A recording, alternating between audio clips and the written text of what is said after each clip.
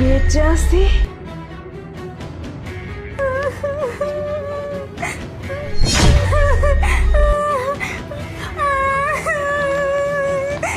তুমি আমাকে ছেড়ে চলে গেলে, কি হলো আমার? এখন কি হবে? আমি কি নিয়ে থাকবো?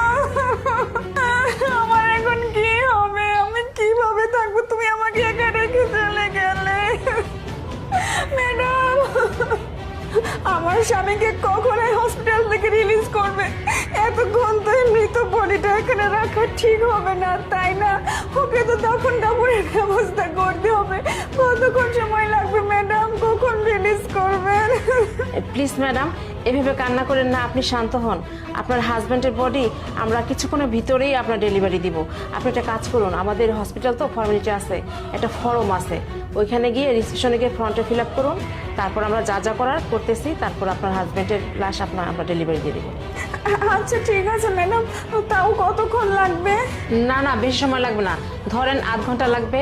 আপনি একটা কাজ করুন, আপনি রিসেপশনে যান, ওইখানে ফর্মটা ফিল আপ করুন, ঠিক আছে? আচ্ছা ঠিক আছে ম্যাডাম। আচ্ছা স্যার, উঠুন উঠুন, আপনার ওয়াইফ চলে গেছে। আচ্ছা বলুন তো কি হয়েছে?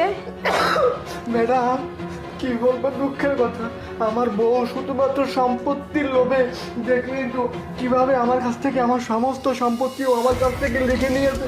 শুধুমাত্র সম্পত্তির লোভে ও আমার দুধের মধ্যে বিষ মিশাইছে ম্যাডাম।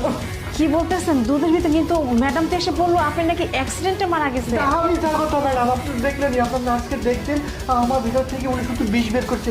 আমি ঘরের মধ্যে শুয়ে আছি, ও এক গ্লাস দুধ নিয়ে আসলো, দুধ নিয়ে এসে আমাকে বলতেছে, এই যে দেখো এই দুধটা খাও, এই দুধটা খেলেই তুমি সুস্থ হয়ে যাবে, ভালো হয়ে যাবে, ভালো থাকবে। কিন্তু আমি তো জানতাম না ও দুধের মধ্যে বিষ মিশাইছে, বিষ।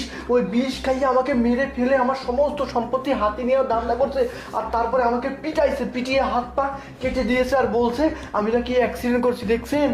তার মানে এই সম্পত্তির লোভে এত কাহিনী করতেছে ও। তাই তো দেখলাম আপনি যখন জিব্বা বের করলেন যে বেঁচে আছেন, তখন দেখলাম যে উনি কি যেন আপনার হাতে টিপসই নিচ্ছে। আমার সমস্ত সম্পত্তি টিপসই দিয়ে লিখে নিয়েছে।